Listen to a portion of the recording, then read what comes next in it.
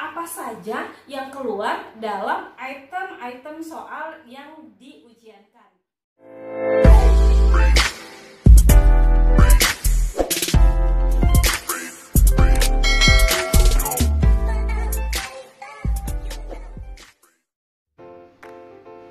Audio Jungle.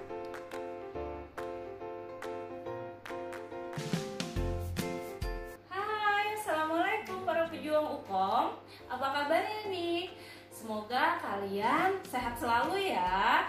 Masih semangat para pejuang UKOM? Baik, bagaimana pejuang UKOM? Sudah nonton belum video saya sebelumnya? Yaitu bagaimana tips dan trik menjawab soal uji kompetensi bidan Indonesia kurang dari 1 menit dengan tepat dan cepat tentunya. Baik para pejuang UKOM, mudah-mudahan kalian sudah nonton ya. Dan yang belum nonton silahkan ditonton dulu. Nah teman-teman sekalian, hari ini saya akan membagikan video kembali loh tentang UKOM. Apa ya kira-kira? Saya akan membagikan tentang kisi-kisi soal uji kompetensi bidan tahun 2020. Wah, pasti udah gak sabaran banget ya. Ya teman-teman, benar banget. Ini merupakan hal yang sangat baik untuk kalian tahu, karena kalian harus tahu bagaimana apa saja yang keluar dalam item-item soal yang diujiankan. Nah teman-teman, untuk video ini saya akan menjadikan 2 video, 2 part, yaitu part 1 dan part 2. Part 1 berisi tentang remaja, prakonsepsi, dan juga hamil. Sedangkan video berikutnya, item-item lainnya, bersalin, nifas, masa antara, premenopause, dan lain sebagainya. Ya teman-teman, kenapa dibagi 2 part? Karena video ini akan membahas secara detail apa aja sih kira-kira yang akan keluar pada saat UKOM nanti. Nah teman-teman pejuang UKOM, yang harus kalian tahu adalah UKOM nanti akan keluar kurang lebihnya pastinya 180 soal. 180 soal bukan hanya yang kalian pelajari pada saat tingkat 3 saja, tapi 180 soal juga yang kalian pelajari dari tingkat 1, tingkat 2, dan tingkat 3. Jadi belajarnya dari kapan ya kalau mau UKOM? Nah itu dia, belajarnya harus dari tingkat 1 maupun tingkat 2 atau tingkat 3. Bagi kalian yang sekarang ini tingkat 1, semangat, kalian harus belajar. Karena soal UKOM itu bukan hanya di tingkat 3, tapi juga dimulai dari tingkat 1. Nah buat kalian yang tingkat 3, jangan merasa cemas dulu nih. Jangan-jangan saya telat nih. No, tidak ada kata terlambat untuk belajar. Jadi buat kalian yang tingkat 3, tetap semangat ya, belajar dari sekarang. Nah sekarang saya akan rincikan ya bagian lingkup materi yang mungkin akan keluar pada saat UKOM nanti. Yaitu pertama adalah remaja. Remaja, di bagian remaja apa sih yang keluar? Pertama adalah menarche. Teman-teman harus tahu kapan batasan haid normalnya untuk menarche ini. Yang kedua, ada juga tentang perubahan bentuk payudara. Yang ketiga, yang lingkup materi akan keluar adalah gangguan terhadap atau masalah terhadap remaja. Misalkan infeksi genitalia, lalu kehamilan tidak diinginkan, lalu misalkan penyakit menular seksual pada remaja, lalu pernikahan dini, lalu gangguan menstruasi, dan banyak halnya. Nah teman-teman, yang harus digarisbawahi adalah, atau yang teman-teman harus ingat adalah, setiap item itu teman-teman harus tahu gejalanya apa sih, jenisnya apa saja, bagaimana penanganannya, dan bagaimana rujukannya. Jadi misalkan teman-teman belajar tentang gangguan menstruasi, teman-teman harus tahu jenisnya apa saja sih, gejalanya apa saja sih, lalu bagaimana penanganannya, dan bagaimana penata laksanaannya, lalu bagaimana rujukannya. Nah itu harus teman-teman hafalkan, karena kemungkinan itu yang akan lingkup materi yang akan keluar pada saat UKOM nanti. Selain materi dari remaja, kita juga akan ada yaitu materi tentang prakonsepsi. Nah di prakonsepsi ini lingkup materi yang akan keluar adalah pertama perencanaan tentang kehamilan. Perencanaan tentang kehamilan yang keluar juga salah satunya adalah nutrisi sehat untuk prakehamilan. Nutrisi sehat di sini akan membahas tentang indeks massa tubuh, lalu akan membahas bagaimana bagaimana perencanaan kehamilan yang sehat.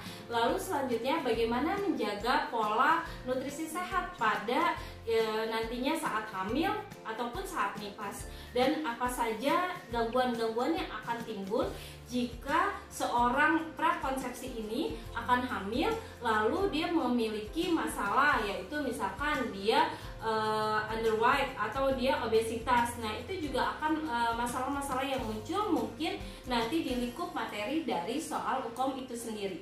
Selain nutrisi sehat, yang akan dibahas lingkup materinya yaitu aktivitas yang sehat. Aktivitas yang sehat apa aja ya yang akan keluar? Nah, pertama adalah bagaimana sih atau jenis-jenis apa saja sih aktivitas yang sehat yang dapat mempengaruhi kehamilan yang sehat. Kedua adalah penyakit atau gangguan apa saja yang dapat ditimbulkan dari aktivitas yang kurang sehat terhadap kesehatan reproduksi.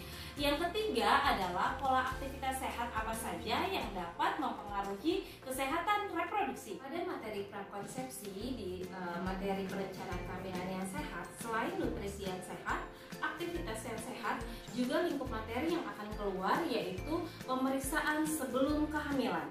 Nah, ini menyangkut juga tentang jenis-jenis pemeriksaan sebelum kehamilan. Dan juga ada tentang penyakit-penyakit apa saja yang bisa atau yang diderita oleh pasien sebelum kehamilan, misalkan penyakit TOS dan lain sebagainya. Juga ada juga tentang kolaborasi tentang pemeriksaan antara bidan dan dokter sebelum terjadinya konsepsi kehamilan. Pada lingkup materi prakonsepsi, selain yang dibahas adalah perencanaan kehamilan yang sehat, lalu akan dibahas juga yaitu deteksi dini atau masalah pada pasangan. Nah, ini akan dibahas yaitu mengenai anemia, lalu infertilitas sekunder maupun primer, dan juga akan membahas tentang HIV/AIDS, juga dibahas tentang proses adopsi. Nah, di sini akan dibahasnya apa saja atau lingkup materi yang keluar pada soal apa saja, yaitu biasanya seputar definisi anemia, lalu penanganan, lalu apa sih yang dimaksud dengan infertilitas primer dan sekunder, lalu bagaimana penata laksanaannya, bagaimana gejalanya. Nah, itu yang akan mungkin keluar pada lingkup materi dari prakonsepsi. Selanjutnya akan kita bahas yaitu tentang kehamilan. Nah, di kehamilan ini akan dibagi menjadi dua lingkup materi besar, yaitu fisiologis dan yang satu adalah deteksi dini gangguan pada kehamilan. Kita bahas tentang apa saja sih kisi-kisi yang akan keluar pada kehamilan. Yang pertama yaitu berapa usia kehamilan. Nah, ini juga akan ditanyakan kapan taksiran persalinan dan bagaimana cara menghitung usia kehamilan. Ingat ya teman-teman, soal-soal ini tidak bisa dihitung secara lama-lama, tapi tetap saja karena 180 soal sama dengan 180 menit, maka kalau bisa teman-teman harus mengerjakan satu soal kurang dari 1 menit. Nah, selain usia kehamilan, yang akan keluar juga tanda pasti dan tanda tidak pasti. Maka teman-teman harus tahu dari sekarang apa sih tanda Chadwick, apa sih tanda Google. Nah, itu harus kalian pelajari dari sekarang. Apa sih tanda-tanda pasti, apa tanda-tanda tidak pasti dalam kehamilan. Yang ketiga, selain dari tanda tidak pasti, tanda pasti, berapa usia kehamilan, yang sering keluar pada proses kehamilan fisiologis yaitu janin.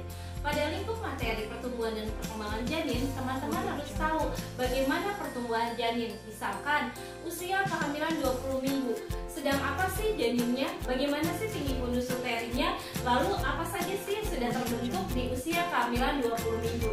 Nah, seperti itu teman-teman untuk di kehamilan fisiologis.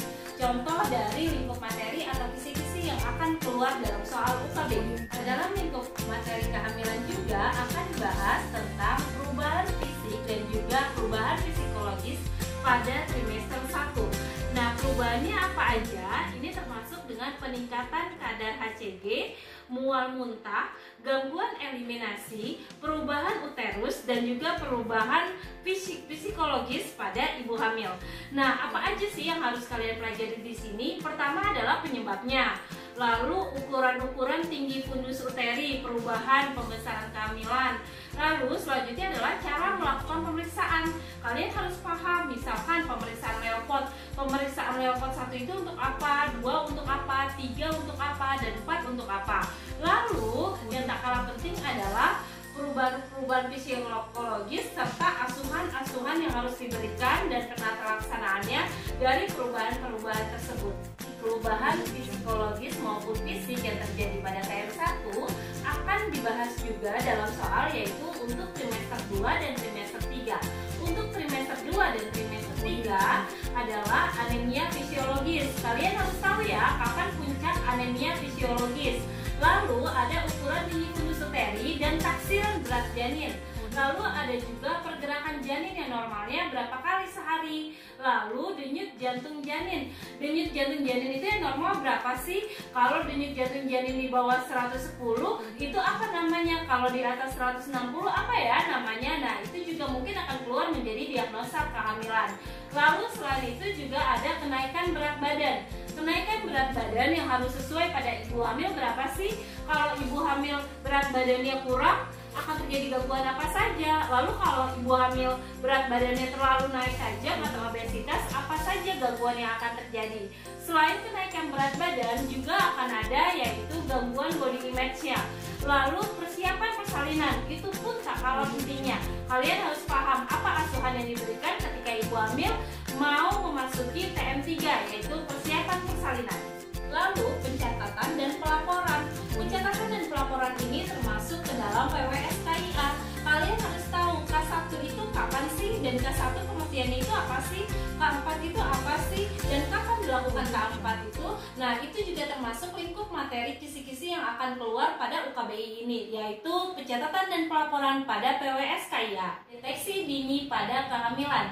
Nah, deteksi dini pada kehamilan ini kita bagi menjadi dua. Ada TM1 dan ada TM2 dan TM3. Apa aja sih di TM1? Di TM1 yang biasanya akan keluar adalah pertama hiperemesis. Dalam hiperemesis ini kalian harus bisa ya membedakan mana emesis gravidarum dan mana hiperemesis gravidarum. Yang perlu kalian ingat, hiperemesis gravidarum ada tingkatannya loh, dan itu harus kalian pelajari bagaimana ciri-cirinya dan apa penata laksanaannya serta asuhan yang harus diberikan. Selain hiperemesis ini, ada juga tentang perdarahan pada kehamilan muda. Biasanya abortus, misabortion, molahidatidosa, kehamilan ektopik terganggu, dan sebagainya. Selanjutnya adalah anemia, lalu disusul dengan indeks massa tubuh, dan juga kehamilan tidak diinginkan serta blighted ovum. Nah, ini juga yang harus kalian tahu, apa sih definisinya, apa sih penata laksanaannya, bagaimana sih gejala-gejalanya. Itu harus kalian pahami dulu untuk di TM1 kehamilan dalam lingkup materi deteksi dini masalah gangguan pada kehamilan. Selain tadi di TM1, sekarang juga ada TM2 dan TM3. Oh iya, tadi di TM1 jangan lupa ya, kalian juga harus tahu tanda-tanda bahaya pada trimester 1. Di trimester 2 dan 3 juga ada tanda-tanda bahaya pada kehamilan lanjut. Itu juga harus kalian hafalkan dan kalian pahami pastinya. Selanjutnya, selain tanda bahaya ini, juga kalian harus ingat bahwa kalian harus memahami untuk gejala, penyebab, penata laksanaan dari preeklamsi ringan, preeklamsi berat, eklamsia, gangguan pada diabetes gestasional, lalu perdarahan antepartum, yaitu misalkan solusio plasenta, plasenta previa, dan juga adanya kelainan letak, lalu gemeli, dan juga adanya gangguan pada kehamilan, misalkan ketumbuhan pecah sebelum waktunya atau ketumbuhan pecah dini. Nah, itu semua harus kalian pahami. Bagaimana sih gejala-gejalanya, apa sih penyebabnya, apa sih definisinya, bagaimana sih cara penata laksanaannya. Oh ya, untuk penata laksanaan yang perlu kalian garis bawahi adalah ibu itu datangnya kemana. Jadi tempat pelaksanaan untuk si ibu itu datang itu harus kalian tahu dulu, karena begitu kalian tahu tempat pelayanan kesehatan yang ibu datangi itu akan berbeda setiap penata laksanaannya. Contohnya pada ibu atau pasien yang datang ke BPM akan berbeda penata laksanaannya pada pasien yang datang ke rumah sakit. Seperti itu untuk kehamilan. Teman-teman, itu tadi adalah kisi-kisi atau lingkup materi yang akan keluar pada UKBI 2020. Ini masih part 1 ya teman-teman, masih tentang remaja, prakonsepsi, dan juga kehamilan. Nanti selanjutnya akan kita bahas di part 2, apa aja sih kisi-kisi lingkup materi yang akan keluar pada UKBI 2020. Nanti di video selanjutnya kita akan bahas tentang bersalin, masa nifas, masa antara, dan juga bayi baru lahir dan lain sebagainya. Ditunggu ya teman-teman videonya. Teman-teman jangan lupa ya untuk like, komen, share, dan subscribe channel ini agar saya semangat dalam membangun channel ini. Semangat ya teman-teman, belajar dari sekarang. Tadi apa yang saya bicarakan mudah-mudahan bisa teman-teman catat, lalu teman-teman checklist kira-kira apa saja ya yang kurang dari teman-teman yang belum teman-teman pahami. Jadi teman-teman bisa belajar dari sekarang untuk mendalami lingkup materi yang akan keluar pada UKBI 2020. Terima kasih ya teman-teman, salam sayang selalu, mudah-mudahan teman-teman selalu dalam keadaan sehat. Semangat selalu ya teman-teman. Assalamualaikum